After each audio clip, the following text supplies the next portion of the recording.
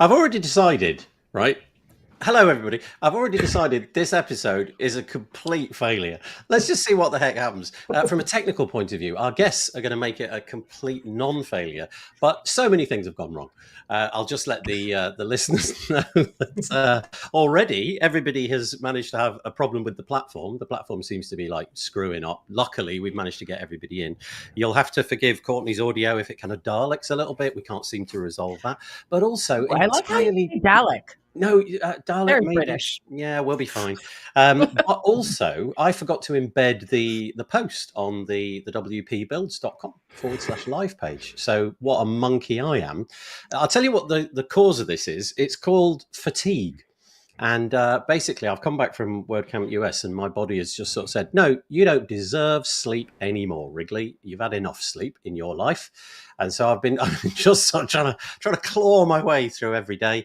And one of my regular tasks on a Friday is to set up this thing for Monday. And obviously, I've missed that step. So apologies. I will go in and fix that when one of you starts rambling. And talks for a long time. So apologies if you usually go over there. There's not much I can do about that just yet, but I will fix it. So we are WP Builds. This is episode number 347 of This Week in WordPress. We've got some old timers coming and joining us up, for the nth time, but we've also got a new guest as well. Let's go around the houses and say hello. First of all, over there is Tim Nash. Hello, Tim. Hello. How you doing?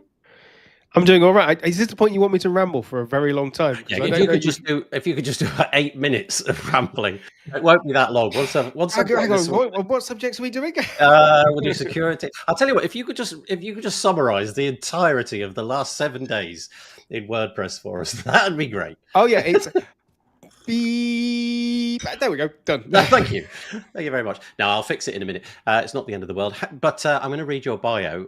You're speaking of doing the 8-minute rambles, you got a really long bio this week, and it goes as follows. I don't know how long to make the O's, but I'll go very long. The bio from Tim this week, he always does a good bio, is doomed. Let's go with that. There we go. Bio wow. Yeah, it's a lot of doom. Tim normally comes on and he calls himself a doom speaker because he always ends up talking about security and how to pitch security as anything other than doom. I don't know. But thanks for joining us again. Look, he's even got doom speaker under his name. Ideal. Right, if we go clockwise around the houses. Oh, I can't figure it out. No, there we go. It's Courtney. Hello. Courtney Robertson. Yeah, how you doing? I'm doing well. I brought a friend with me. I'm trying to get Wapu in the frame here. Which one's that? That's the one that we just got in at WordCamp US with the claw machine. Oh, I didn't get one of those. Okay. Oh, see, I even posted a photo of Wapu dangling like this way inside the claw machine. However, I did get a pack of Wapu cards from Marcus Burnett. And if you were listening to the show last week, Marcus's pack of cards were literally what got me searched at US Customs. They're like, what the heck's that? So he apologized greatly. I can see he's in the comments. I also have a Wapu. I don't know if you can see it. It's just there. Oh, yeah. That's very... Honestly, it's a Wapu. It's a keyring Wapu. It's from WordCamp Canada. I have one too. We might talk about that tangentially in a minute, but thanks for joining us. Courtney Robertson is a GoDaddy open source developer advocate, WordPress contributor and educator, and co-founder of the WP Community Collective, a teacher developer who turns curiosity into contribution and keeps the community thriving. You have a collision, I don't know if you've come across this, I'm sure you have, in acronyms, because you are the WPCC, WP... Yep. Well, and I did a podcast episode not that long ago with WP Campus Connect, who also seem to have a collision on the acronyms. So I don't know what you do about that in Google. I know. We look at, I don't know. Well, I think I could probably reach out to some folks over at Campus Connects and have a good conversation around how we can avoid hashtag collisions. Yeah, I mean, you're also colliding with Wimbledon and Putney Commons, which I think is really more important. Okay, really? Wimbledon, you just Brits. Brits. Wimbledon. Okay, fine. I think you should get together with the WPCC people and maybe just have like a game of canasta or mahjong or something, and whoever wins gets to keep it. That's my Alphabet suggestion. soup. I think we Alphabet just start making letters in hashtags. I've got nothing to do with the project at hand. Anyway, Maybe you could do it on 1 week on, 1 week off. what's that? Well, maybe they could share 1 week on, 1 week off. Yeah, that's a really good idea for the SERPs, isn't it? Yeah, this week. Oh, that's great. Search engines This week. and AI will lust that. AI will love you. Okay, but our new guest today, there's Reese. Reese had the Hello. most problems with the technology, and he's got this fine-looking computer behind him. It looks like it's got all the bits. It's got all but the he's- bits. It's Yeah, but got sadly he's been beautiful forced to. microphone. Yeah, and none of it works. None of it works. So he's forced to go onto his laptop. But nevertheless, I appreciate you joining us. That's really great. Right. So here we go. Here's Reese's bio. Reese is a Welsh freelance WordPress developer living in a small village in northwest England. Reese co-organizes the Manchester WordPress user group, writes WordPress plugins and wants to get back into speaking. His work tends to focus on performance, SEO, and general back-end WordPress and WooCommerce development for small and medium-sized businesses and charities. He's also passionate about decentralizing the web and yearns to return to the days where everybody maintained their own blog. More on that later, especially if those blogs were WordPress sites. You can find him and his plugins and his newsletter at, I don't know how to say that, DWINRHYS.com. Yes. It's an acronym of, maybe it No, isn't. it's Welsh. I'll Yeah. put it into the show notes. Go and look in the show notes, ladies and gentlemen. Or also, you can find social profiles at reese.wales. That's kind of cool. And Reese, by the way, is spelled RHYS. .wales. I didn't actually know there was a .wales. There is a .wales and there's a .cymru. And Oh, okay, two. Okay. Reese.cymru went. But I managed to get Reese. I want to start a blog now about Wales, the animal, Yeah. and have it at wales.wales. I bet somebody's done it. I guarantee that URL. You could have a subdomain about their mating calls. Could they call it Wales? Wales. Wales.wales.wales. That's genius. That's probably the best thing I've heard all week. I love that. Yeah, thank you. We got some comments coming in. As always, if you fancy making a comment, it kind of keeps this show going. I'd love that. Really does keep the show going. So if you fancy joining us on the live chat, head to youtube.com/WP Builds. You can join in there. I will get it going on the site at some point in a moment. But thanks for joining us. Who have we got? We've got Zach. Zach Stepek is joining us. Hello, Zach. Nice to meet you again. Good morning. Lawrence from Down Under saying hello. Michelle Frechette is joining us as well from a sunny and cool Rochester in New York. Michelle, your light is just there. It says howdy. But if I turn it on, it's just like a glow. I don't get the letters. So I will fix that at some point. Marcus Burnett, purveyor of menacing cards that will get you pulled over at customs, says, happy Monday, headed home for a weekend in the Bahamas. Wait, Cards? what? That sounds really nice. Headed home for a weekend in the Bahamas. Oh, from a weekend in the Bahamas, where they also drive on the wrong side of the road. No. You drive on the right side of the road, but we drive on the correct side of the road. How about that? Yeah. Zach's also saying, I hope it was a good reach. I'm getting all the booze. We're also joined by Ryan. Hello. Sunny Charlotte. That's lovely. And this is Olivia Lafleur. You've got the key ring as well. Oh, wherever it is. There somewhere. Got to hang out with Olivier last year. Nice. Fun. Okay, Yeah. that's lovely. And various other different comments as well. So keep it coming in as well. And something about Dave Weiner. We'll be talking about him in a little while. So the purpose of the show is to put things on the screen, talk about them, and please comment. And guests, as I said, please interrupt me because I do tend to drone on rather a lot. So the first thing, though, is a bit of self-promotional stuff. So I will do that first. This is our website, wpbuilds.com. What can I say? Put your email address in there if you want to keep in touch with what we're doing. And we'll send you 2 emails a week. One when we repurpose this, because what we do with this really, we record it and then put the audio out tomorrow. But it feels like the best way to do it is to do it as a video. But then we strip out the audio and that goes out. So you'll get an email about that. But then also you'll get an email when the podcast episode comes out. And these are the kind of the latest podcasts. Some guy on episode number 433 droning on about security. And then we had Ross Morselli talking about Search and Filter, which is a plugin of his. And then last week I was joined by Birgit Paulihack and Anne McCarthy talking about all the things that have happened in WordPress core. So you'll get an email about that because that comes out on a Thursday. Okay, that's the latest one. And if you fancy coming on this show, I'm trying out this experiment and quite a few people have filled out this form. If you fancy coming on this show and becoming a guest, this is the URL for this. It's wpbuilds.com / and then I don't know how to say this out loud, but the acronym is TWIW, wpbuilds.com / this week in WordPress. So if you fancy coming on, just stick your name in here and, I'll get back to you if we've got a space available on the show. That would be really nice. I want to get as many different voices as I can on. Speaking of different voices, last bit of self-promotion. I had a podcast episode with 3 really fine people, Destiny Kano, Isotta Pereira, and Anand Upadhyay. And we talked all about, exactly what we were talking about a minute ago, WP Campus Connect, so WPCC, and all of the good work that they're doing. We also talked about WordPress credits. And this is a whole ecosystem within an ecosystem. They talk about how they are, especially in India, they're running these events where they go into high schools and they, as a part, like an add-on to the curriculum, they will for free deliver education to high school students under this WP Campus Connect program. But also, separately, the WP credits system is a system where universities, legit universities, there's one now in Costa Rica, and the first one was in Pisa, in Italy, and they're making it so that you can actually get credits for your actual degree based upon going through a program on the Learn platform. So it's really interesting.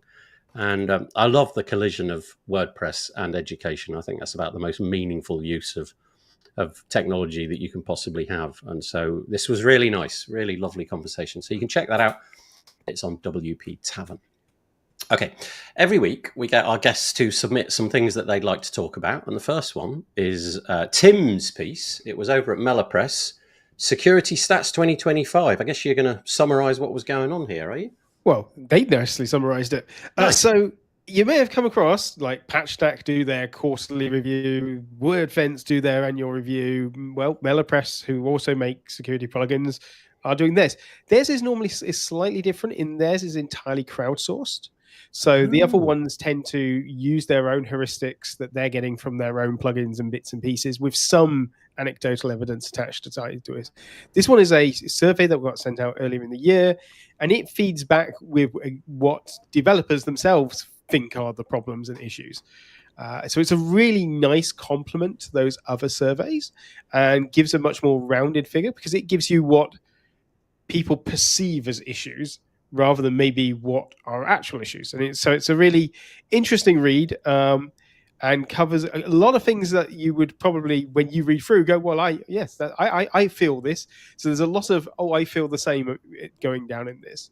But there is lots of little tidbits in there. One of the things I found really interesting was how low down percentage-wise that people cared about things like compliance. Interesting. And that when they were trying to come up with what were their plans for 2025 and 2026, compliance, and this is the same year on year, it's not, is very low on the list compared to other things that they're worrying about, which I find interesting, partly because so much of my work is driven not through security for security's sake, which I would love, but because that's security through compliance. So for me, it feels like there's been this massive uptick with companies needing to seek things because of things like the European Cyber Resilience Act and the British version that's coming out, with and a couple of the similar ones that are starting to appear slowly but surely in the US as well. So it was fascinating to then see, actually, no, this hasn't changed and nobody's actually cared about this. That is kind of interesting. I would have assumed that compliance would have been the driver as well. And so from the driving seat that you've got, it feels like that, but it would appear that most people don't really care too much. 26% of respondents said that it was a top. Oh, mind you, it's the top concern. Yeah, I mean, the top concern that did come out was website availability, which I love the idea that we want our website to be available. Great. Do you want it to be safe and working? And no, just available. That's the yeah. Well, I mean, I suppose if you flip that around, if it's not working, it can't be safe or available. I suppose there's something in there. Okay, thank you. Yeah, that's interesting. Any more to add? I feel like I interrupted you there. So. No, that was it. Okay. Unless you want me to pad for no, I've done it. Minutes. Oh no. Perfect. Good. Thank you. You did that job admirably. The check is in the mail. Anybody else want to comment on that? I don't know if Reese or Courtney have got anything. If not, I'll move on. I think looking at things like this, it's really interesting. So obviously I work at GoDaddy, which is a web host. And when people are not... Hosts look at this and prioritize. I mean, certainly we want safety and security first, but that's not the thing that sells. And so when people say, right, you know what I mean, Tim? Like for the average customer, when they're deprioritizing the things that we're like, what are you doing? That becomes an interesting marketing challenge. It is true, and it worse where if you're going to sell web hosting, you've got to sell yourself. It's like, we're going to do lots of this for you. We're going to protect you from all the. So you have to almost take some of that pain away, even when you can't. And what you really should be doing is the opposite. So, no, this is your responsibility. It's your site. But as part of the whole sales process, like if we tell people that, they'll go to the host that says, yeah, we've got bulletproof security and all of this. So we end up in this really weird state where I feel very sorry for hosts. They're in a rock and a hard, having been there, a rock and a hard place. It's a whole other life. Yes, I can now just it's unicorns and rainbows from here on out, Tim. Yeah, I have to think about it too much. Reese, anything to add, or shall we move on? We got your. No, I mean, I haven't really got anything to add beyond. It's the same with a freelancer. Sometimes you're saying to clients, why you're doing all this, then you're missing out these other security things. And I know from Tim's experience how hard it is for him to sell what he does to certain clients. Some of them are my own. It just can be a bit tricky. So yeah. Okay, that is MailerPress, and if you search, it's called WordPress Security Stats 2025, MailerPress Security Survey Results, and interesting approach, the whole crowdsourcing thing. I think that's quite fascinating. I will come, Tim. I'll put the other one that you had from the register. I've put that further down in the list, and we'll see how time allows for that. So we're going over to Reese. Reese has put 3 things in here, and the first one is about something that he's involved in. This is very cool. Yeah. So you can see his name here, Reese and Jenny. Is that Jenny Wong? I'm guessing the Jenny W. Yeah. Oh, Jenny. Jenny. So this is the Manchester WordPress user group. I have no more to say. You promote it. Go for it. Yeah. So we about a year ago we started the Manchester WordPress user group meeting up. We wanted to do it in such a way that kind of didn't put too much pressure on the organisers. Previously, the organiser was Mike Little, and he did a lot, and we were just like, well, post-COVID, we needed to kind of just do something very, very simple so that we keep it going. So we've been meeting once a month during the day, as usually a Friday, and just meeting up and just co-working, basically. Nice. And we now are launching our evening meetups. So if you're watching this live, it's tomorrow. I see the podcast comes out tomorrow. It'll be Tuesday the 9th. It's in Stockport, so a bit outside of Manchester. I'm aware it's not actually in Manchester, in the Mersey Innovation Centre. Come along. It's going to be a very, very basic, what have you been up to? And you can kind of just talk about what you've been up to and sell your side projects and just kind of talk about cool stuff and just getting face-to-face time with some people again. And that's we're going to be doing this once every 2 months. So okay, bi-monthly. That's interesting. Bi-monthly, yeah. But keeping the daytime meetups as well. So that if you go to the meetup page and join the group, the other events will be there as well. So I'll read it into the record in case you're just listening to this, but it's meetup.com as it usually is. And then it's /Manchester WordPress user group, all as one word. Manchester WordPress user group as one big long string. And then you can just find the most recent event, which is happening tomorrow, the 9th of September. Good luck. I hope it goes well. You've got it says here 17 free spots. I don't know what you started with, but I hope that audience grows. We started with 30, and to be honest, it's whoever turns up, it's already got like some people I've not seen for 5 years, so it's already nice. From a selfish perspective, I'm happy. So not a million miles away from you, Tim. I'm signed up. Yeah, nice. And I don't get over to the Manchester WordPress user groups day ones as often as I want, because just where it is. But yeah, I'm looking forward to it. So. Yeah. Well, in the UK, the WordPress kind of meetup events definitely took a bit of a hit, but they're sort of coming back. Tim and I, we can have conversations around that at another time. There's a whole thing there. Right, so the next one is, I don't know why we've got this, so this is all over to Reese. It's called cloudhiker.net. What's going on here? This is just something I found last weekend. Do you remember Stumble Upon? Yes, I loved that. This is basically Stumble Upon with a little bit of slight. It's less of a free for all. I'm forgetting the words, but it's just a Chrome extension. You press on it and you go to a next site, and you just go through and go through. That's all it is. So but that's neat, right? So you just get to one site and then you randomly get another one and randomly get another one. Yeah, and there is a little bit of like you can put your interests, so you don't get like there you go. Yeah, so you can get you can select technology or sports or news or whatever. So you can kind of just select your interests and you just press it every now and again. I just think it's great.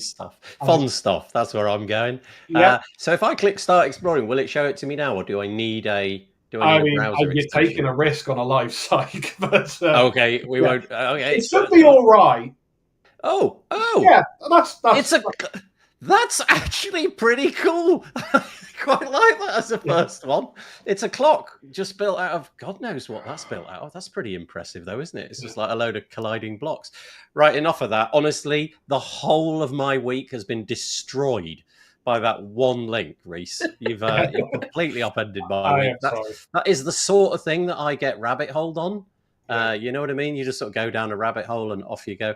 And as if that wasn't enough, I don't know if you found this next one because of the website that we've just shown. Oh yeah, cloudhiker.net one. I'm gonna have to click. I don't know if refreshing will do it. So apologies. I might have to start a new tab. I'm gonna have to start a new tab to make this whole experience work. This is just okay. If you're under the age of, say, I don't know, I'm gonna go for 30. None of this will be exciting. Just fast forward for like a minute. I hate to tell you, I think it might be under 40. Okay, okay, all right. Okay, here it comes. Look. Yeah. Oh, Courtney's loving it. For those of you not watching, for those of you listening, so we just got the loading screen from WPXP. I nearly said that's something else. From Windows XP, it was like the loading screen when you press the power button. There was this black screen. There was this like progress bar scrolling along, and now we're at what looks like the login screen for Windows XP. I mean, it is fantastically the same. I reckon every pixel on that page is exactly the right color and where it should be. He could get sued by Microsoft. That's how close it is. Yeah. And then I click on the user, who in this case is Mitch Ivan or something like that, and he's a graphic designer, and this is obviously his website promoting him as a web professional. I don't know what happens if you click restart, but anyway, let's click on Mitch. And you get through the welcome script. You can't hear it because the rolling hills system audio is not coming through. But I just got the that little jingle thing, and then we're on to this desktop is way too clean for a proper XP site. Yeah, that's a good point. It needs like 400 unnecessarily saved Word documents or something. Final revision. None of the pop-ups have happened yet. Right. No. I got one pop-up down here. click to view welcome. So I got that one. No, and then I got. normally there's like on a Windows XP machine, there's like dozens of pop-ups all over That's the right. screen. Yeah, that's right. Oh, I just went into full screen mode, which didn't really help. But back here, then, if I click on About Me, I get like, what is that? Wow. Almost like, isn't that great? And you can kind of resize it all and learn about him and his little graphic design skills. And I don't think these are collapsible. So they're collapsible, but I don't know that you can actually click into them. But anyway, still pretty. His social profiles are clickable. Okay, let me click on his resume, which is pretty cool. Look at this. If you click save, does it download an actual PDF? Oh, come on. That would be too much. Oh, yeah, it totally does. It's just, the guy has got... Anyway, basically, I'm giving up because there's no point in trying to keep up with Mitch. Mitch is too good. I'm the same. I really, really am the same. I'm just like, if I ever need to find a job again, I'm screwed. If he doesn't get a job offer from Microsoft, then firstly, well done. Go work somewhere else. But if he doesn't get a job offer from Microsoft, I'd be really staggered. I mean, basically, you've got this fully fledged operating system. I know it's probably just a whole bunch of little things that you can and can't do, but contact me at Open. And then you can write your email in the little email client that pops up, and it's just brilliant. I am tempted. I haven't loaded the site, but I really want to look at the code of this to see if it's a table in a table in a table, because that's how we designed sites at the time. Yeah, that's true. That's true. I'm going to now we have a div and a div and a div, which is essentially the same problem, but a table and a table and a table. Look at these. He's got like the command line. I don't know what that will actually do. Is pinball in here? No, I was very no pinball. He's got paint though. Should we see if paint works? No, I couldn't get paint to work. Oh, okay. you can. I can. You all need to watch the video version of this if you're on the audio. Go to YouTube right now. He's built Windows XP. Honestly, we could do the whole week here. But Mitch, Ivan, we bow to your superior skills. It's incredibly impressive. And again, my week is destroyed. Thanks, Reese, for those brilliant ones. So let me close that off and we'll get back to where we were. Not that one. Let's go back to here. Who dropped this one in? Was this one of mine? You did. Yeah, I think I did. Okay, before we get to that, I will go to somebody else's then. Let me just slide these down the rack a little bit. Okay, let's go to this one. This is Courtney. Courtney dropped in 3, I think it was, so we'll come to these one at a time. Yeah. When I see the word npm install, I get terrified, frankly. Yeah, me too. But so what's that's going the fun on? of DevRel. Actually, so the first part is, let's show the less scary version where it's the other link to seeing it demoed live. Where is the live one is here. Yeah, this. Yes. So this is a little less scary to me because GUI. Yeah. Get the graphical user interface. So if you're going to build out something for Playground and you really want to customize it and say, here's the theme I want you to pull from, etc. Alex Kirk is a fantastic contributor in the space. I had some time with Alex. One of the camps. Yeah. Met Alex in person at one of the camps. But Alex is an automatician and contributes to .org things a good bit. Built out a more friendly approach for me of, if you want to get in and customize a Playground blueprint ahead of time, this is going to give you a user interface for that. Now, the other part that we started with about NPM, that's to say that if you are somebody that loves to live in the terminal and prefers that method, you now have some tools to do so in that method. So I have not tested this yet, but I came across it thanks to Remkis's newsletter, I believe. Yeah, thank you. I remember seeing this. I can't remember who demoed this. I think it might have been Jamie Marsland was demoing the different bits and pieces that you could do. And although what you can see on the screen here is a limited subset, if you scroll, you can see there's a whole load of stuff that would be incredibly useful if you wanted to, I don't know, have things pre-installed. Let's say for, I don't know, you're trying to sell a plugin or something, and you want to have a playground version with your plugin installed and what have you, with a particular theme or whatever it may be, but you don't want to get into the nitty gritty of it all, this playground setup library will just, you click on the buttons, fill out the fields, and the code that you need is, right here on the right hand side. It's pretty cool. Yeah. Well, so now the people that prefer to live in terminal instead of the average ones like us, Nathan, they have a tooling available for that. This is for the Tim Nashes of the world. It uses JavaScript. Yeah, okay. But there we go. But I like your direction on having a multi-site with Hello Dolly for the world to experience. Yeah. That was a good choice on your. Yeah, thank you. I feel I've reached the apex of my capabilities here. This is about as good as it's going to get. Multi-site? Oh, go on then. Okay, and the next one, which is it's just a quick tweet. It's a human-made tweet. This is Courtney put this one in, and it says, "We're proud to sponsor long-time core committer Adam Silverstein." So this is, did I say it's human-made? Yeah. Who did this? Go on. So first of all, congrats both to Adam and Weston on the new hires. Weston's in the next one that we'll show. But both of them are formerly DevRel from Google, and we're working on the core performance team. Unfortunately, Google had some layoffs, and both were part of those rounds, along with Adam Argyle, who is known over in the CSS community for contributing to Web3C and etc. So I've been tracking some of the Googlers that have been laid off, and I was absolutely delighted by Adam Silverstein's talk at WordCamp US on AI and all the testing and tooling he did. I was really also happy to hear that he landed a project to contribute to and is sponsored on the project. I know that's roughly the direction Adam was seeking to go in, is more project sponsorship. And Tammy in the comments is a great person to chat with around getting sponsorship to do certain projects or initiatives within. And so part of, I believe 6.9 is moving towards block commenting. And we've seen this teased 5 years or something now. Yeah. We might see it land in 6.9. I'm not positive.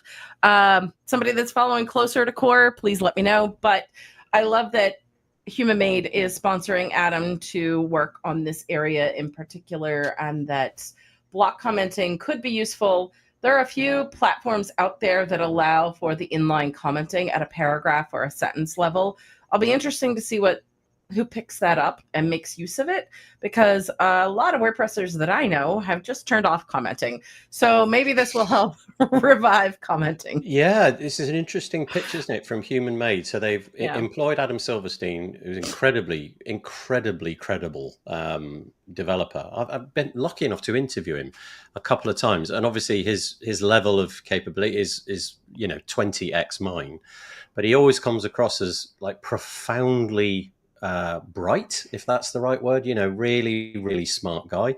And I heard after WordCamp Europe, I interviewed him, I heard after that Google had made the layoffs, which included him. And so I'm so glad that he's landed with HumanMade. And it does sound from what they're doing here is whatever Adam contributes will be pushed back into the open source project, or at least, made available in that way. Okay, so there's the first one. Firstly, Tim, Reese, anything on Adam and HumanMade? Yeah, I think this is interesting. Is this like, when it says the block commenting, just so that I understand, because I feel like there was two things. Is this like almost like a Google Docs kind of thing? Because this is where WordPress Yes. is. Okay, What is the platform? Who can remember which platform it is? It's not. I don't think it's Medium. I could be wrong.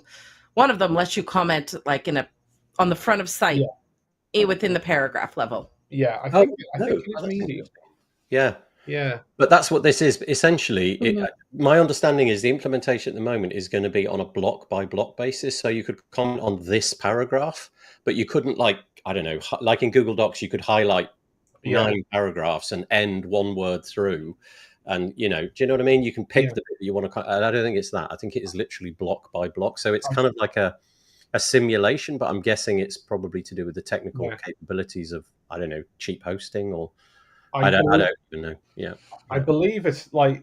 So my understanding is this is where WordPress is going next after, because I think I was in the room in WordCamp Europe when he talked about it. It was like WordPress up to a point, then Gutenberg, then like real-time collaboration like you can in Google Docs. Phase 3, this is what we're doing now. Phase 3. So I think this is like going towards it. And also I think this is probably what Human Made do as well. Like they've got a lot more of the more enterprise level. So I think this is, it's a good thing. What is quite curious to me is the fact that obviously if he's not, he just get on to do what he thinks is best, whatever Human Made get him to do, and then say, here's what I got.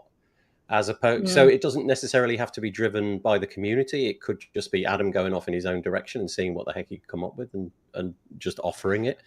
I just don't know how this is going to pan out. I don't even know if we'll get to the point where we've got Google Doc type collaboration. I'm not sure. I know that's the end goal, but whether or not we'll get there, I don't know. But it's very difficult. Tammy's got some comments. Yeah.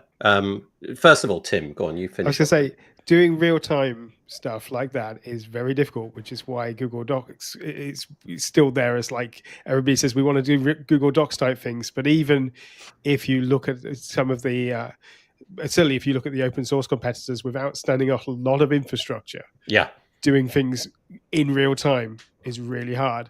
And if you're wanting to decentralize everything and keep everything and not have a central component, doing real time isn't impossible, but is tricky. And in cheap hosts, it's really tricky. So it would be an amazing project to be a developer on to try and solve those questions. There's kind of like third-party solutions, isn't it? I think one of them is called Multi-Collab or Multi-Collab, and I don't know if they're centralized. So they have a server somewhere, they offer you a set of WebSockets. Okay, a WebSocket server that's basically you pass all your every time you type anything into their box, you're sending that to the Multi-Collab servers. Oh, okay, so that's which resources. Is then being reflected back out. Okay, that's quite hungry, isn't it? So I don't know how this will work. Commenting feels a bit more like, you get to the end of the sentence, then hit a button, and then data flows one way or the other. It'd be really interesting to see. But Unshackled, Adam Silverstein, obviously incredibly capable person to be given this task. So that's brilliant. I will quickly get to the comments. I think you said Tammy had something. Collaboration equal GDocs real time. So to clarify in there, collaboration equals Google Docs real time. It's in progress. This is aligned but not counter or different. So we knew that these are things that were considered blessed by the project and or Matt to have. First step towards some of that Google Docs shared experience seems to be the front of site comment at a block level. So we know that that's something that was already deemed by the project, and the rest of the collaboration probably work in progress. I think this is what we're seeing as step one in that. Also worth noting that part of what I was shouting out was that in this case, Human Made is I believe, I am not positive. I think about sponsoring contributors a lot, big passion of mine. And so I believe, have not spoken with the owners, but I think that Human Made is sponsoring Adam as probably more like a contractor and not an employee. So this is not a hire. This is like, I am committed to this project and this is the thing that I want to, like, this is the initiative moving forward. So it's an interesting move in that direction. And I'm guessing that they have some clients or need as to why they can business justify, let's put money in on funding this work. And so, interesting. Yeah, it'd be interesting to see if automatic, it just suddenly occurred to me, I've got Beeper on my desktop, and Beeper is an automatic product which kind of combines commenting from all over the place.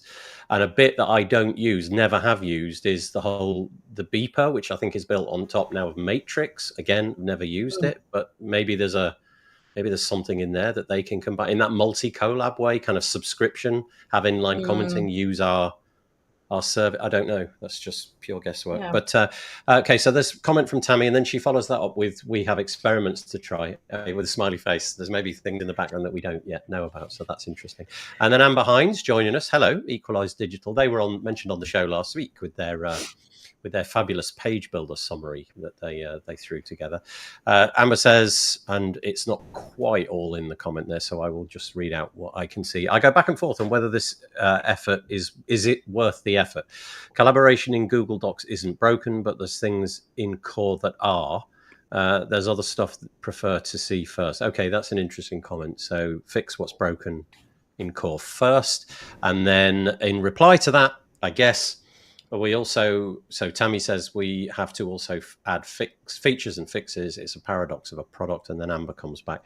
Yeah, I don't want just bug fixes. There are just other features that I would rather have that I think would be used by way more people, like adding more blocks to core. We mentioned that, actually, we'll mention that maybe last week. I think it was something like that.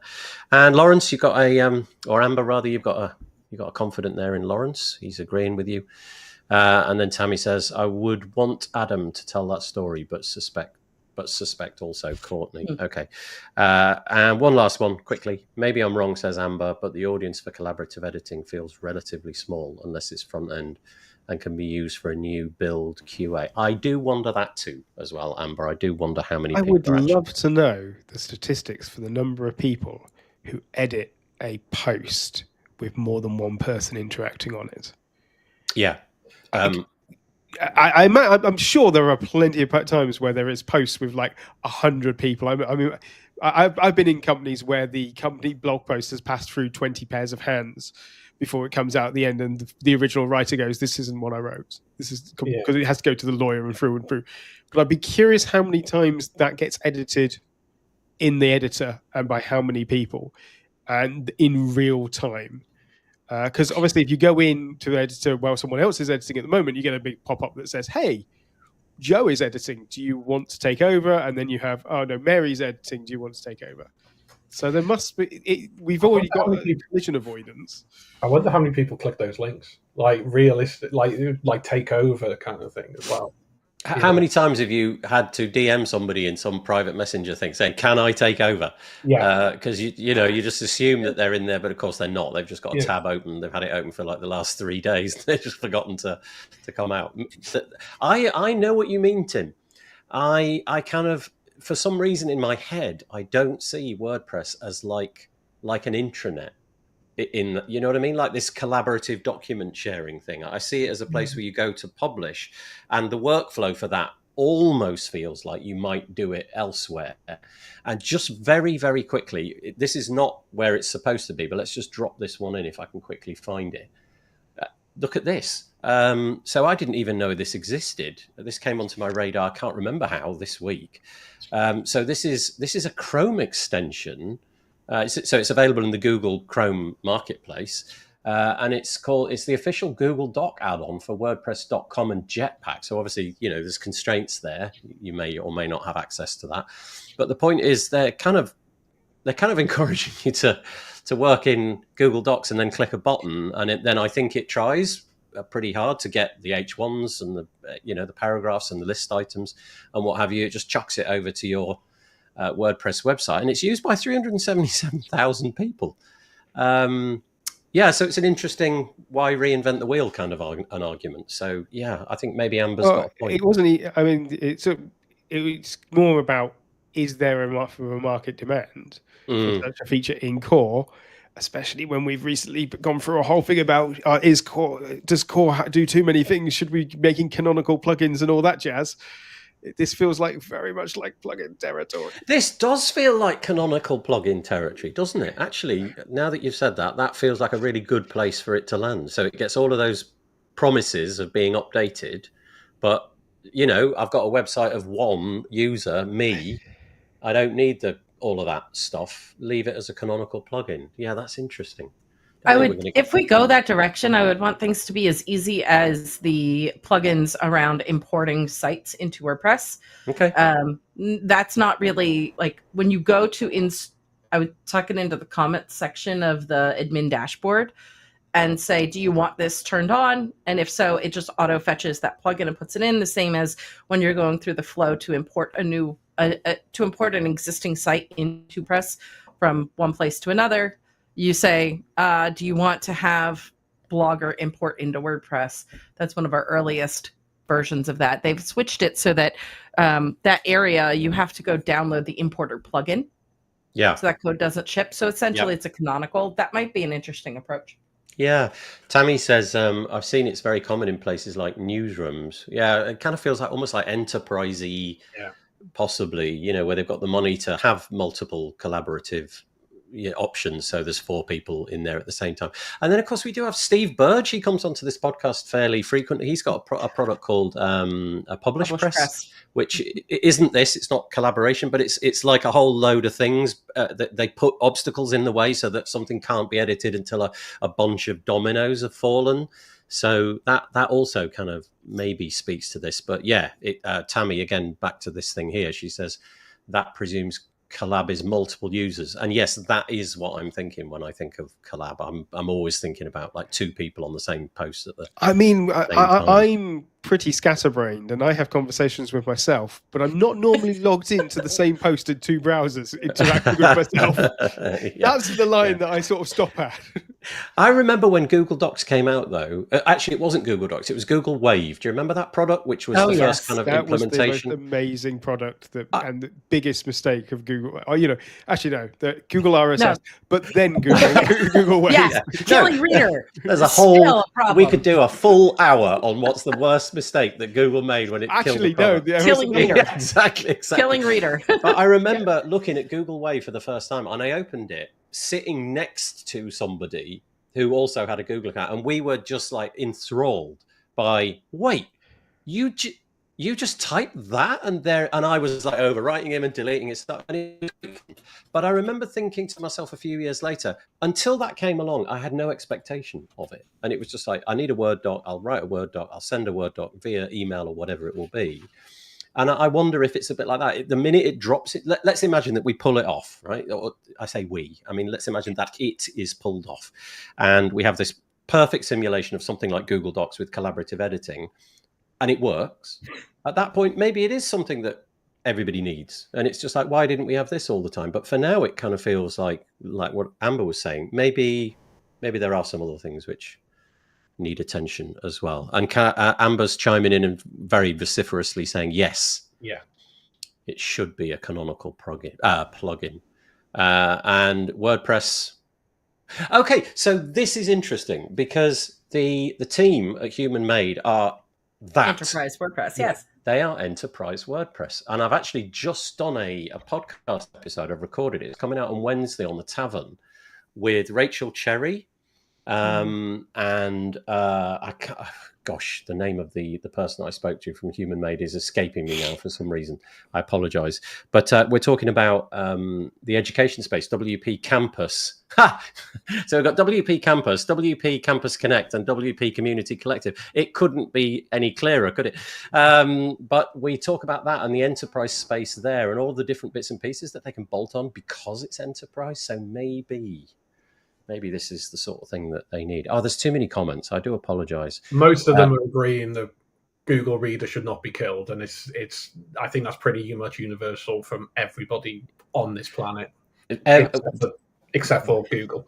That was the first moment I began to be suspicious of Google.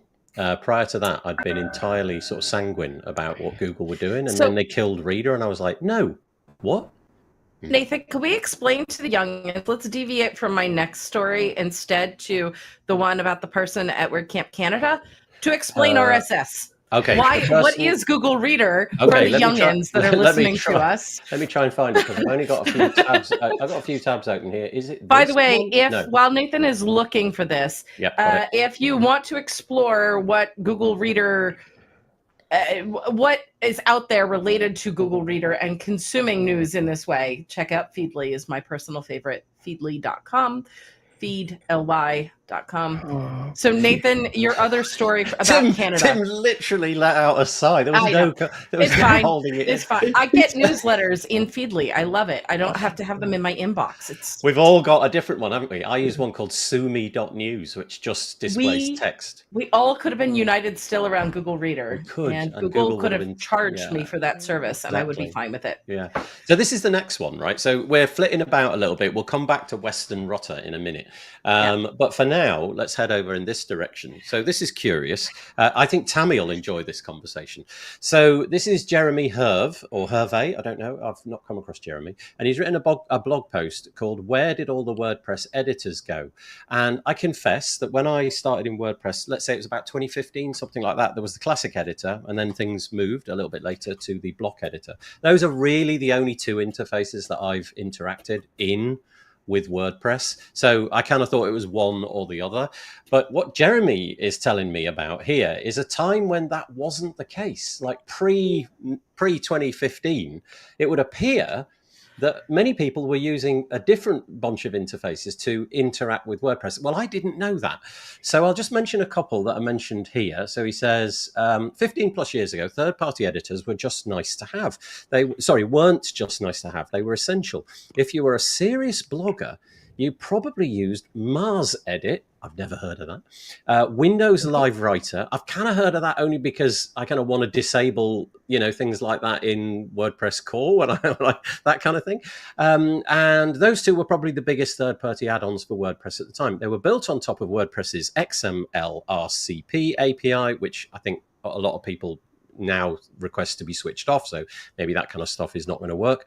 But the point being, there was this whole thing of writing outside of WordPress. So we'll go back to that. You could write in Google Docs and publish to WordPress. But the point being, Jeremy is kind of longing for the time when we don't have necessarily the block editor. And he makes a good case for the block editor as well. If you go further down, he talks about how, for example, if you copy and paste out of almost anything nowadays and chuck it straight into the block editor, it does a really credible job of making that look like you would expect it to look. But he also makes the point that he would like there to be this ecosystem, so page builders and other things and what have you. And then the WordCamp Canada thing that Courtney mentioned is, I presume, about this. This is Dave Weiner. And Dave Weiner is... I'm interviewing Dave Weiner on Thursday, and I'm terrified because he's like one of those people that I've held up for the longest period of time. Dave Weiner invented RSS. As far as I know, Dave Weiner invented RSS, which is the backbone of everything that I do. So podcasting and feeds on the internet. It really is the center of everything. So I'm terrified, but I think he's quite a nice bloke. So hopefully he'll treat me nicely. But he's also got these same thoughts, and he's built something called Wordland. And I can't really describe it other than it's a very, very minimal text editor. It looks a bit like Classic Editor, but with a few extra bells and whistles, different ways of editing things. And he thinks the same thing. He's a big fan of the Fediverse. He's a big thing of like Mastodon and the interoperability, potentially with other services like Blue Sky and what have you. And so this is a whole thing, like other alternative interfaces. So Courtney, you wound me up there. Yeah. So we were all discussing Google Reader, right? We were talking about Google Reader. Google Reader went and fetched RSS feeds. So if I actually have taught this lesson in high school, David was commenting about the use of the word high school earlier. David, I have taught this lesson in high school classrooms because I'm American. And so RSS, it's a way of having the news come to you. If you don't like being subjected to the algorithms of all the social media platforms or the idea of checking 100 different news sites that are out there to find out the latest thing, you use RSS. RSS comes back to Dave Weiner. Dave was the reason that sparked Jeremy's idea. So here we are, full circle, RSS, etc. And I'm looking forward to seeing that at WordCamp Canada, hearing from Dave. Dave is also in the Post Status Slack. When you were discussing Mars Edit, the gentleman behind Mars Edit, Daniel, is also in the Post Status Slack. So if you're a Mars Edit holdout, etc. But all of this is like, we're writing this stuff, we're publishing this stuff. Now, how do we get it? How do we consume it? Dave Weiner has ideas on that. And I'm interested to see what somebody that helped create that ability, as well as podcasts wouldn't work without RSS.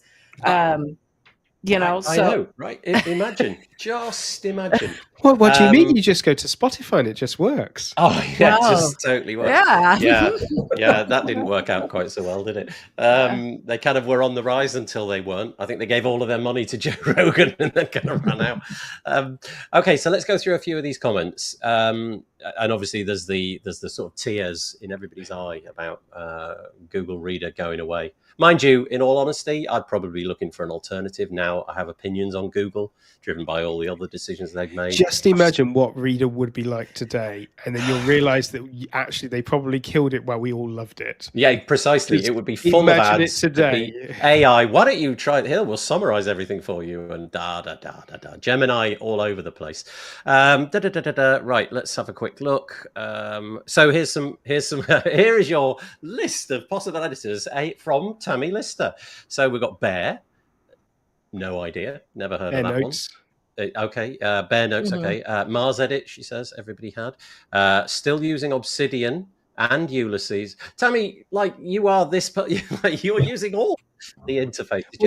They're very different. So Obsidian, you is your general note-taking bits, but you might have a note in there that you want to publish, and you, especially if you're doing short form stuff.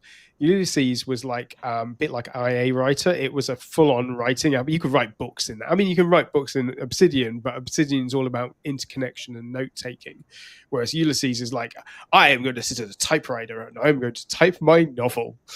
And they feel very different. I do love that idea though of having a completely different interface. I do not use any of the ones that you've mentioned, but if I could find, basically what I would like is a really minimal interface. So almost like, bold, italics, links. That would probably, and headings. That would probably be all I'd need. I would love that. And then the idea to bind it to my WordPress website. I've just kind of got used to the idea of using the block editor for everything. But I probably don't need to do that creation process in there, and it's probably a lot slower because I need to load on WordPress and whatnot. Obsidian, normally because I'm starting with a thought in my head. Okay. And so all thoughts in my head have to go somewhere. So they go into my Obsidian vault, and once that's developed a little bit, I will then send that to WordPress, and then I can start going through that editing process. But actually, that's not true. Normally, it goes into Google Docs to go get someone to edit it into so it sounds sort of sensible. Then it goes into WordPress, and then it gets converted into blocks to make it that the blocks is a presentation layer.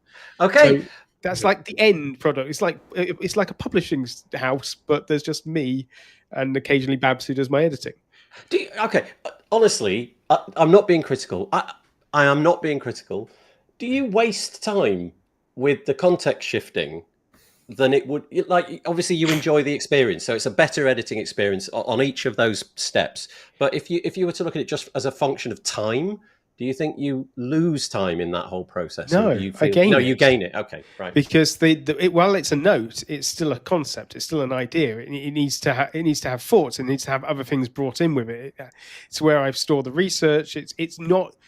While it's in Obsidian, it's not a blog post. It is a collective of things that starts to be pulled together. Right. When it gets into Google Docs, it is funnily enough, a collaborative process. Okay. But between myself and Babs, and then when it gets put on a site, then that's a presentation layer. And what happens if I edit on WordPress is I'll put it in, and I'll start making it look pretty. Okay. And I have more than a few drafts that look beautiful, but have no words in them. And that's the important bit. The best kind of blog post. Looks great, but has no content. Please just add some alt text and call it a day. Yeah. I love that, though. And I think this is really interesting. So we've just uncovered there from Tim, this whole process of which WordPress just ends up being the last little bit of that jigsaw puzzle. And I'm not doing any of that. So all of this is so curious to me. However, Tammy, over the last, 6 months, has slowly beaten me into submission on the AI. And I'm not quite so against it now. Somewhere in here, she makes the point that I love AI now. Don't exaggerate. However, Obsidian, no. I don't need that in my life. I don't want interconnecting things. I just need a thing, one thing where I put it. Everybody tells me about how great Obsidian is, and the two or three times I've started it up, it just freaked me out, and I quickly got rid of it. I need to get on this, but I want maybe Tim, Yoast, Remkes. There's a few of us that are like massive Obsidian fans. Yeah. And so what it allows me to do is I can write everything in Markdown notes that are my own. Okay. And if Obsidian, the software, goes away ever, The markdown notes are still markdown notes. It's nothing proprietary. They are mine, and I can do whatever I would like with the markdown notes. Makes it easy to move around. Tammy, I'll make you this promise, right? If you ever see me using Obsidian, I will give £1,000 to your favourite charity. I am so confident I'm not gonna use it. Right. You heard it. Somebody needs to clip that. Might I suggest a favorite charity that funds contributors? We need an Obsidian club. I'll make stickers. Yes. I'll join that club. I just won't use it. Yep. It's all. The Nathan can be bored by stickers. Good Yeah. Yeah. So that's interesting. Okay, alternative interfaces was really where we started there, and that was this Jeremy Herv article. As always, the links will be in the show notes. So dig into this one, and then dig into the Dave Weiner thing, and then we're back to Courtney's picks again. No, this Weston. one. Yeah. You wanted to mention Weston. Yeah, again, another one of the Googlers that has since picked up additional work. Weston is now employed at WP Engine. It was delightful to spend a little bit of time with Weston at WordCamp US. Portland is his hometown. So I took Weston's advice on what to do with my free day at the end of the event and climbed a dormant volcano within city limits. That was cool. But Weston's also been part of the core performance team, and I believe is still working on some of the areas that are core performance related. Good on WP.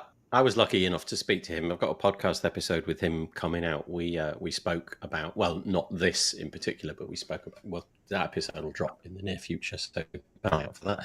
What a fabulous, fabulous person he is as well. Okay, I feel I'm going to move on. So this is why WordPress needs more core blocks. I don't know how much time I'm going to give to this. Do you mind, you lot, if we put this? Has anybody got anything to particularly add about this one? Because I feel with the time that we've got left, we've probably got so much other stuff to cover. This one might get pushed. Does anybody want to comment particularly on this one? I might come back to this on another week. No, okay. In which case I will come back to this on another week. Let me just check I'm not repeating myself. Okay. Couple of events. We've obviously mentioned the one happening in Manchester tomorrow, but we've got here LoopConf. This is happening. It's a one-day event. I think there's 8. Let me just count. There we go. Yeah, 8 presenters. You can see them all there. It's in London. It's in central London during the day of the 25th. Again, let me just check that. Yeah, 25th of September. There are still a few seats remaining. So if you were thinking maybe not, then that will be really nice. But I do want to just draw your attention to this as well. If you happen to be coming, then we had a collision. We had a date collision with LoopConf where the WPLDN event, which is also in London, it's the last Thursday of every month, it collided. And that was found out after a little while. So what we've done, the WPLDN date has been moved one day forward. So now it's happening on the Wednesday. So you can do like a double activity if you fancy it, especially if you're coming in internationally, and you might be at a loose end. WPLDN will be happening the day before, and we've actually got Tammy's going to be talking to us on that one, as well as Mike Demo. He's flying in for LoopConf, so we kind of collared him. He's going to talk as well. So WPLDN.UK, you could come to us on the Wednesday night, go out to the pub. We normally go to, when I say we go to the pub, we go to this, well, Tim and Reese can talk to this. We go out to this quite nice bar. If it's not raining, it's nice. If it's raining, it's not so nice. It's a London bar. You'll pay like £14,000 for a beer. But it is quite nice. Anyway, the point is, if you fancy going to both of those, they will dovetail really perfectly. You can get up the next day. And honestly, they're like, I don't know, 20 minutes walk from each other, both of those events. So it'll be pretty good. Reese, Tim, are either of you going to that one? Are you going to LoopConf either? Yeah, I'm going to be at LoopConf. Yes. Yeah. So I think I've actually got ticket number 1, weirdly. Okay. You were like really keen. Yeah. You got it right off the back. See, this is because Reese is an ex-SEO Brighton person, so he knows full well he has to sit there with 6 laptops out and press refresh to go and get the Is that what it was like back in the day? It makes getting Oasis tickets so much easier. Wow. I applied for Radiohead tickets this week, and they're just going this whole. You have to apply to apply. You can't just even just sort of rock up to the site on the day. You have to apply a week before, and then they'll just contact a bunch of people on that application list. And at that point, you're in the scrum with everybody else. What it would be like to be in Radiohead and have that much following. By the way, just because you said that, and it's apropos of nothing, I'd kind of left this till the end. I don't know if anybody saw this. This is a Brighton event. This is, what's he called? Jeremy Keith. I want to say Jeremy Keith. He's announcing he announced it.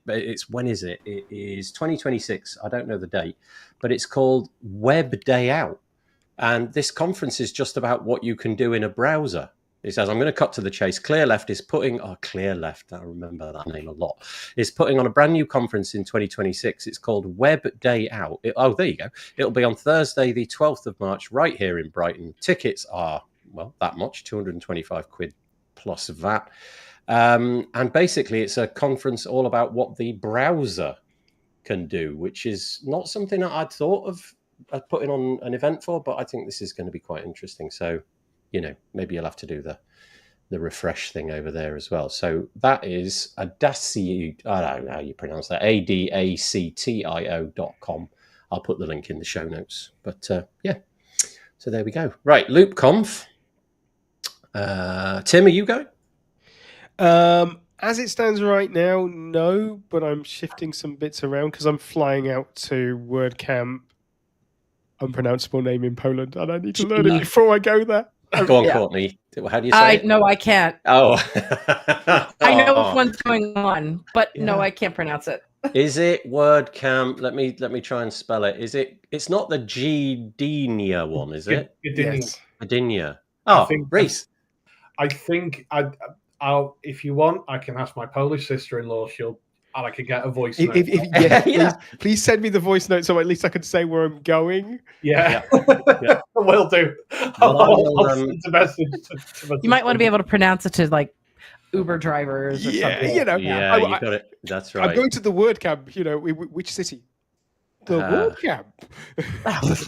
The camp, yes. LoopConf happening, WPLDN happening, and obviously this new web event happening as well. So very exciting. There's lots going on. I just signed up to attend. For the LoopConf one? No, I have my ticket for that one to go to the WP London meetup group the night before. Yes, and we've got limited. So this is kind of curious because when I co-organize it, I do co-organize it, but I don't have any heritage with it. I've been helping out for the last 12 months or something like that. Prior to that, it was Dan maybe's been doing it for ages and ages, and Paul Smart was doing it for ages and ages and ages as well. So when I say that, it always sounds like I've done more than I haven't. I've just been helping out much more recently. But being able to see in the back end on meetup.com who's attending, it is kind of interesting because normally it's people in the London area. But we've got quite a lot of people signing up from elsewhere in the world who are obviously coming to LoopCon. So that's kind of curious. So it'll be a real eclectic mix, I think. So yeah, WPLDN.uk if you fancy doing that thing as well. That'll be fun. All right. Okay. Shall we move on? I think we've said all there is to say about that. Okay. Tammy will like this because Tammy wants a fix. So WPAI, the WordPress AI team, they need a logo. And Tammy's put some suggestions up here. So, apropos of nothing, there's Tammy's suggestions. I want all of the panel members to tell me what their favorite is. So let's number them 1 through 9. 1 to 3 at the top, 4 to 6. I had to do the maths there across the middle, and then 7 to 9 across the bottom. What's your favorite? Let's help Tammy out. The bottom right. So the number 9 one, the one like the thumbprint with the AI sparkly thing. Yeah. Okay. Okay. Does that say AI to you? I don't know. Tammy, can we have one with a robot killing people? Sparkle buttons. Keep the sparkle there. But yes, I like. Okay, this. so we have one vote for number 9. The bottom right hand corner. That's Reese. He's put his. Yeah, the top row for me just looks too much like video games. If anybody's ever played Undertale, that looks like the character you're playing Undertale. Okay. Yeah. Okay. Right, Courtney, you're next. You have to have an opinion. I'm sorry. I keep the sparkles. Tammy said that it was already decided, though. I know she In the did, but comments, Tammy's like, I "That's don't all care. nice, Nathan, but we've already picked and it's shipped." I was just hoping that we'd be able to upend her. Okay, Tim. Yes, it is a set of logos. You're not going to comment, are you? No. You have no opinion on this. If I had to pick one of these, I think I'd probably go for the one you've said, Reese, as well. I'd probably go for that one. I don't quite know why I would go for that one. It just seems the most visually I'm a appealing. little concerned that we've got a heartbeat going for the in the middle. I feel like that's sending the wrong message about AI.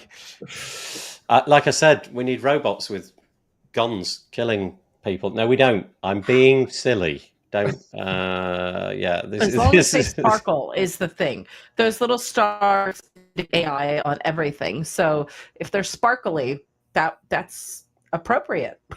So Tammy's obviously saying it's already been picked. I looked through that to see if it had been picked, but at the time I couldn't see if it had been picked. But Lawrence is saying number 2. But you can have a fight with Reese at an event near you.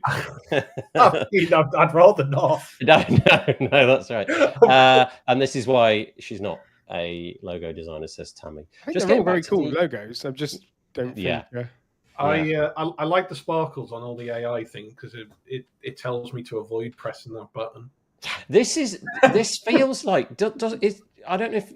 Maybe it is just me and you, Reese, but it does feel like this collection, like these 2 little things here, that feels like the moniker for AI nowadays. I don't know if I'm just picking up, You're right. I don't know, off like Android and Gemini and things like that. I see something. Even like I use Xero for my accounting, and it's got those 2 on one of the buttons because it has to have AI in it. Because it's got AI. It's got to have these little stars demonstrating goodness knows. Always good when you're going to hand over your financial data and possibly generating reports based on clicking a button. They're going, well, I hallucinated today, but don't worry, you're doing much better than you thought you were.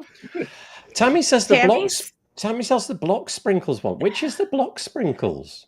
Could we move out?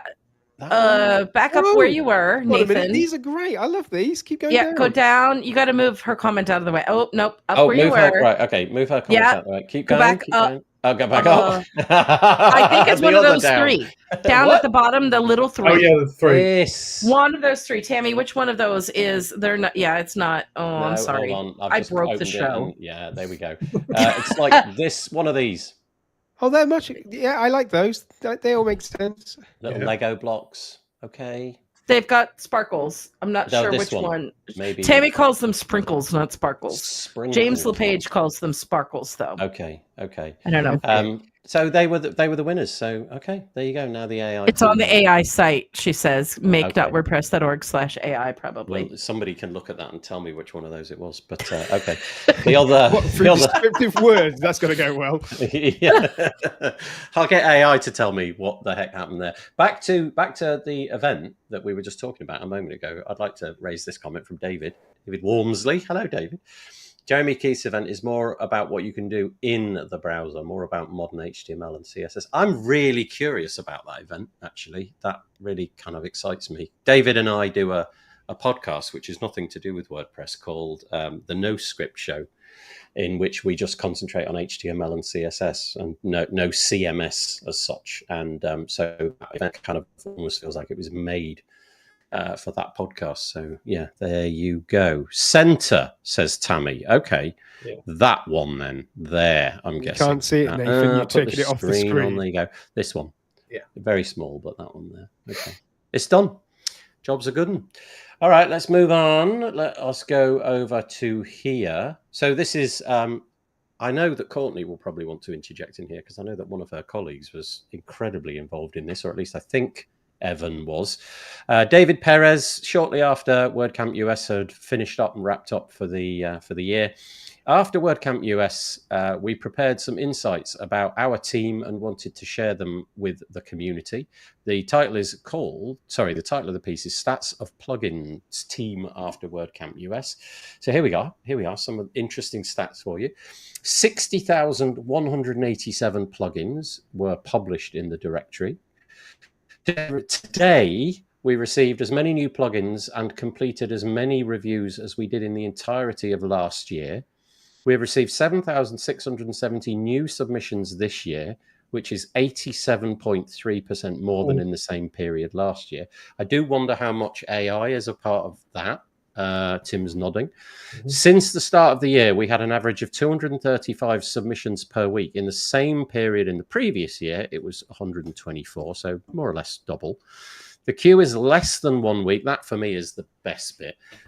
Even though we have received many more submissions, on average, we spend 6.19 review cycles to approve a plugin, which is 11.2% fewer reviews per plugin compared to last year. 85.3% of first reviews made this year were initiated by an automated system that uses algorithms and AI to perform the first review of the plugin. 64.2% of plugin authors were successfully engaged with the review process. And out of the plugin authors that followed the review process, 60.27 were approved. The numbers say what they say. I don't know if any of you have got an opinion on any of that. For me, it just is what it is. But I think, Courtney, I'll probably wind you up here and let you go. No. So I got to see firsthand at WordCamp US Contributor Day, the tooling that the plugin team has really worked on that made clearing through the queue really possible. Nathan, I shared a link to the tweet kind of recapping some of that. So the team has done a lot with the plugin checker plugin. It makes things really efficient in terms of spotting a lot of the issues. When people submit plugins, they're getting checked by themselves and or the bots, as it were, before the submission even clears. Then a human interfaces with that and checks over a number of things like, are there trademark things in there or what have you, that the bots cannot necessarily check for yet. So I got to watch how Evan worked through that one. And when you stick an introverted dev in a corner with some energy drinks and you let them alone and they're listening to music. It's the Coke and the Monster drink. Yeah, the Monster is courtesy of Robert Windish. He really wanted some plugin reviews to happen that day. So at Canada, Evan just sat in a corner and did reviews all day as well there and only got through about 100. The same amount of time with all of the tooling that the team has built since then empowered him to do 3x. We're not yet at 10x dev. I think he's working on it. But 3x compared to WordCamp Canada. And so this is not just a work of one human reviewing all of this, but it's also a collective of the entire team of the tooling that was built and the many steps that they do check through. It was fascinating to be able to watch the work involved in checking. It's not just the code reviews, but it's also the other little nuances. So big thanks to the plugin team and Evan for clearing through a lot of that, and everybody for enduring all of the follow-up exchanges that happen as a result of that, keeping the queue moving, because they are getting hit with, I think, 3 or 4 times as many plugins now in light of AI compared to when Miko is still at the helm.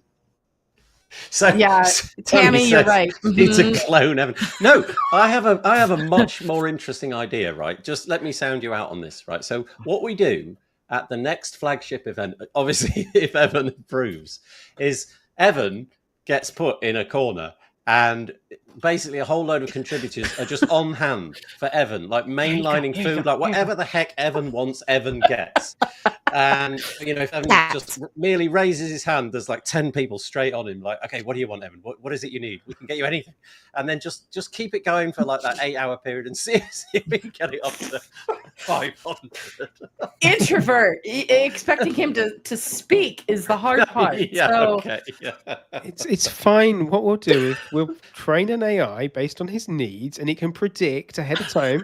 And then we just need to allow for toilet break. Well, no, we don't need to allow for toilet breaks. We can fix that as well. There are devices available.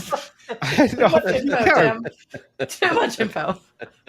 But honestly, I know we're joking, and I hope Evan, you take it in the right spirit. We're obviously, you know, having a bit of fun, but it's because you've been so thoroughly incredible. You know, 300 in one day. I don't know how you manage that, in all honesty, but I think we would like to you know, just offer our congratulations for that. It's a pretty titanic effort.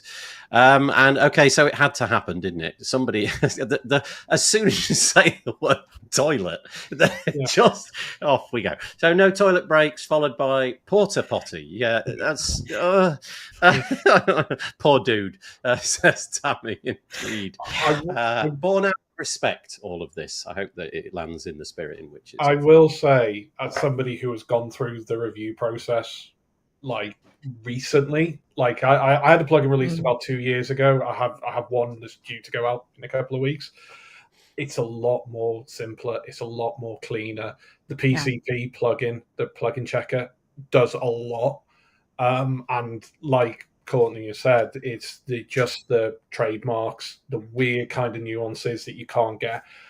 I think in my previous one, I think it was like 5 iterations of just coming backwards and forwards, and I wouldn't say it got angry, but there was also like you're not reading the email all the way through kind of thing towards the end. Okay. And I don't know, whatever, it happened. This time it got through with one human check, and it was literally just make sure you get all of these, and it's things that weren't even a thing like last time. Like if I use a third-party library, I have to put in the text, you are using a third-party library, here's the privacy policy, here's everything. So it's a lot simpler and a lot easier. No, I wouldn't say easier, but like it's a lot more straightforward. Yeah. The consistency is there because the plugin checker takes away actually the biggest problems during the review, which was you had reviewers who would be fighting what they thought were issues, which were often down to code styling bits and pieces, and you had differings of opinion on what the rules said. Whereas now, whatever the code checking plugin comes back with, both sides don't have to agree with it, but they have to accept that is the answer that is being given. And so that review process, that from the plugin review team side, they're not even checking any of this anymore, because if it's not passing the automated systems, they're not seeing it. It's getting bounced back from you as a person submission. You've got this plugin. Those are the rules. You can like it or lump it, but those are the standards you're going to meet. These are the requirements you must have. And that has meant that consistency is always there. Whereas before, you could submit your same plugin 4 or 5 times, and 3 out of the 5 might get approved and 2 might get declined. And we don't get that sort of like process going anymore. So you can, if you're submitting the same plugin, it will get the same response, and it will be a refusal until you get those checks done. Yeah, okay. Consistency is the key. Yeah, that's really interesting. The team also has built some additional scripts too that help the reviewers with just open all of the, here's a batch of 10, open them, go through, check. So they've got some scripts available to them as a team as well. So it's partially the plugin checker plugin helping the devs that are submitting plugins to be reviewed, but also the people that are on the team have some extra tooling that is really kind of specific to the team that will launch a bunch of tabs and check things through the browser, and off we go. Nice. So you got to see that firsthand as well. Yeah, that's really nice. That's the tip. Go sit with the people that are off in a corner and figure out what they're doing. Go and see if you can actually see Evan's fingers, or if it's just to point out, a bunch of devs who are introverts sitting in the corner might not appreciate it if the entire of a WordCamp turns up and stands over their shoulder. Just like, hey, look, there's Evan. Check him out. Look, there's that. He's this apocryphal guy. It'll be some like messianic figure as he walks through. He's like people. Especially when we all arrive, go, Courtney said it would be okay. No, you have to offer either a cat photo or an energy, that plain normal monster. Those are the cat photos and monster drinks. Help the introverts. 18 monster drinks before the day has begun. Amber, good point, makes the point that she says, now we need those same automatic checks on plugin updates, not just new plugins. Okay, very quickly. So let's just put that back on the screen. As always, anything that we mentioned today will be in the show notes, which will come out tomorrow. Search for episode number 347, wpbuilds.com. You'll get to that. So there's that. And then just a few quick ones. I'll just race through them really quickly, if that's all right. There's a couple of plugins that came to my attention. I don't know whether they're necessarily new, but they were just curious to me. The first one was this one. DB Reset Pro. I think this is fairly new because it's on version 1.02, and it's a plugin by SeedProd, which enables you to reset your database. I don't know if that's of use to Oh, that anybody, doesn't sound scary. No, do you know, that thought went through my head as well. The next one was this one, though, which I thought was quite curious. It's by Blah Blah Blocks, and it's a tabs block. I often thought that was kind of missing in the UI. And so, anyway, it's available. But this one caught my attention as well. We talk about AI a lot. WPML, which is a plugin which allows you to translate into multiple languages on your WordPress website. It kind of feels like the moment for this plugin might have arrived unexpectedly through AI, through the back door, if you know what I mean. Because so if you install this plugin, great. But then on the back of that, you have this incredible expense of then getting your all of the words on your website translated. So now they've built AI into that. So basically you can get an AI translation. And I've got a podcast coming out with Amir Helzer, who's the co-founder of On The Go Systems, where he talks about this. And it just kind of felt like, I think AI, of all the things that it can do, I think translation is pretty good these days. So keep an eye out. If you've got WPML as a plugin, they've now got this thing called their PTC, their private translation cloud, which you can buy credits for in the back end. So anyway, there's that. Not enough time left for this one, I'm afraid. But Tim, I'm just going to very quickly hand this one over to you. Cloudflare had a problem this week. Sorry, yes. I was just going to say they had a problem this week, but it kind of wasn't of their own making. It was to do with, what was it, Salesforce, I think it was. Somehow somebody leveraged a problem over on the Salesforce side of things and got into their customer data. So how bad is this? I mean, it was Sales Loft, wasn't it? Sales Loft. So this is like one of these stories that always pops up every so often, which is that company A is impacted, but it was in fact company B's problems to start with. And this is a good example of where someone's got into a company and gone, actually, you as a company are uninteresting to us, but you hold the keys to these other castles, to these other companies, and we can gain access to those companies. So they pivot through. And it's a good reminder that every business you deal with also has to have a security posture that matches your own. And from Cloudflare's perspective, they are often seen, they're such a big part of the web and such a massive target on their back. The two things I took from this was actually less about the information. They do a really good write-up, but so it's less about the information. But one, I'm not sure I'd actually want to be a vendor selling to Cloudflare. Because I just think that if I was doing my risk assessment and threat impact, I would just come out the end and say, doesn't matter how much money they give us, it's not worth it. I would like to sleep at some point. But B, they're even if you're a small business, it is still worth taking your time to look at who your vendors are and go, how can they impact our business? Because we don't really spend enough time thinking about that side of things. And that could include the other way around. You could be looking and going, well, actually, we put Cloudflare in front of absolutely everything. Yeah. What happens if they're compromised? They have this massive target on their back, and we're effectively hitching our business alongside them. Now, nothing in this report impacted end users of Cloudflare, so just to make that clear. But it's more gives you an interesting chance to have like a mental model of like, oh, actually, we should probably rethink some of our risk assessments if you're not regularly doing it. Yeah, that's the really interesting point here, isn't it? And also, it's good to see the words truffle hog on any web page, frankly. So yeah, just great. Yeah, very delicious. But yeah, so if you're a customer of Cloudflare, if you were impacted by this, apparently they have sent you an email, an individual email. So there's something there. But I think the thing is here that chats were accessed. So if something was disclosed in the chat that you may have had, like, I don't know, an API key or something like that was copied and pasted in, then maybe there's something to worry about. Otherwise, you're probably in good shape. I had a load of other things here that I really wanted to talk about, like this one. Which we won't have time for, sadly. Maybe I'll do that on the next week. But this is just what we were talking about earlier with Google and how Google kind of I think in many people's mind has poisoned its own waterhole by being Google.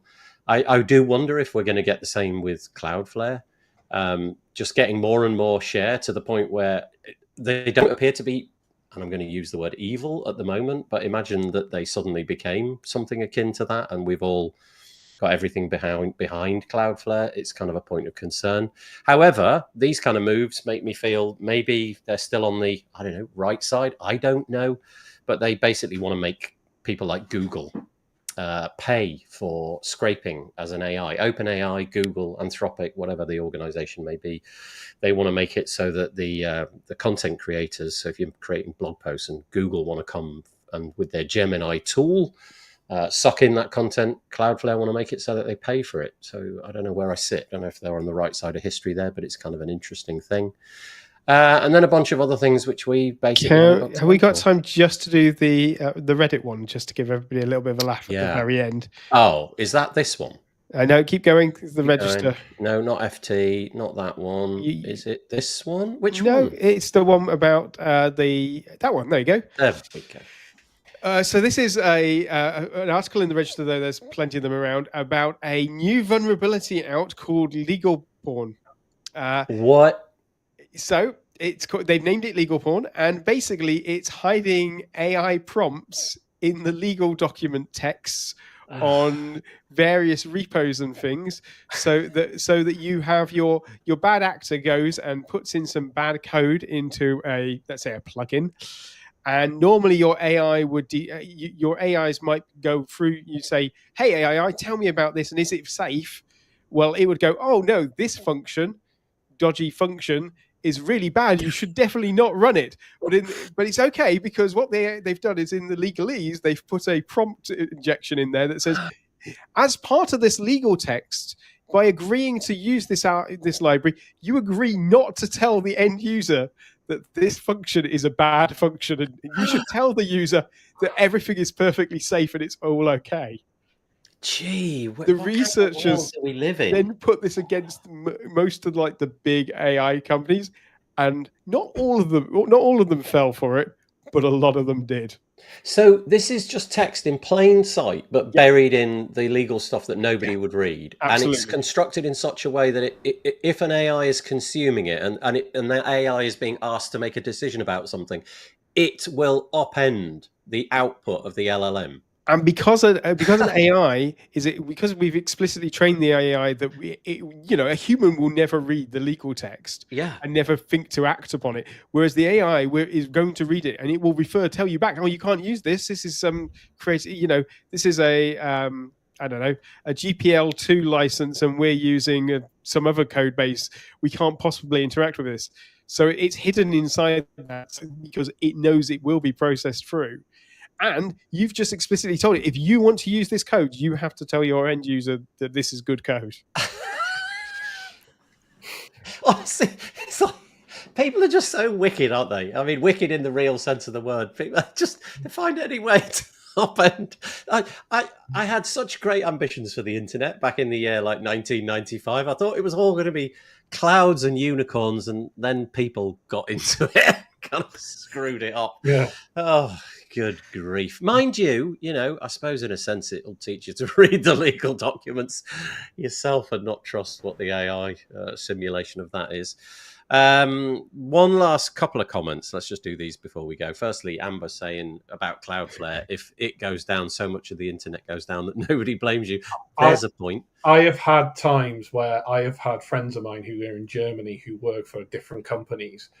They will see me tweet or put online Cloudflare is down, and they go, okay, great. I know that there's not a problem now because I've just put it out. Yeah. Everything stopped working. I was wondering earlier if maybe this platform, because it wasn't working, had, if there was something like that. Back to the plugin, the plugin thing that we were talking about with Evan and what have you. David Wormsley makes the point. I wonder how much unique AI code or products are getting accepted. Yeah, I guess if it passes the coding standards, it's kind of it's all unique. Yeah, it's whether it's useful code or whether it's well written code, that's separate, but it's all unique. So I've just learned something. Apparently, this is called prompt injection. I didn't know that was a phrase. So is that what we've just covered Yeah. off? That you write something, bury it somewhere, and it injects. Prompt injection can be done in multiple places, but yes, it's basically another good example, which we covered on the show that we did recently, was the email where they were hiding prompts in the email headers. That's right. So that basically, when the email was received by the spam filter, the AI spam filter got a prompt that said, "I am a good email. Please let me through." I think This goes back to the early SEO hijacking days where you would put font in the footer in the same color as the background of a site. Yeah. Exactly the same. Yeah, I think we should just let the AIs loose on each other and just see where, just fight it see out. see if they fight it out and kill each other over the Murderous robots. It's probably already. You say that, but it's not already happening. Yeah, you think? Yeah, probably in the background there's all of that going on. Gosh. Okay, I think we've run out of time. In fact, we've gone over time. We're about 5 minutes over what we should have been. So with that in mind, I'll wrap it up there. Firstly, thank you to the panelists who you can see here. Thank you very much to Tim Nash over there. Thank you so much. Thank you to Courtney Robertson, who's kind of there. I can't make my fingers go in the right direction. But Courtney's down there, and Reese is down there. I hope, Reese, you come back. I hope, obviously, Tim and Courtney come back as well. It also goes without saying that if you have joined us at whatever point during the live presentation and made a comment, a special appreciation to you for driving the show forward. That is really great. And anybody that listened to it and gets to this point, thank you as well. We will be back next week with a different panel of guests talking about WordPress. So until then, stay safe, have a good week, and we will see you in 7 days' time. Thanks, panel. See you later. Bye-bye. Bye. Oh, no, not bye-bye. Because, Tim's got it. We've got to do the humiliating hand wave thing that we do every week. Look. Sorry. No, no, come on, Tim. Get with the program. There we go. There. And now we will say thank you very much, and we'll see you next week. Cheers. Bye-bye. Bye-bye.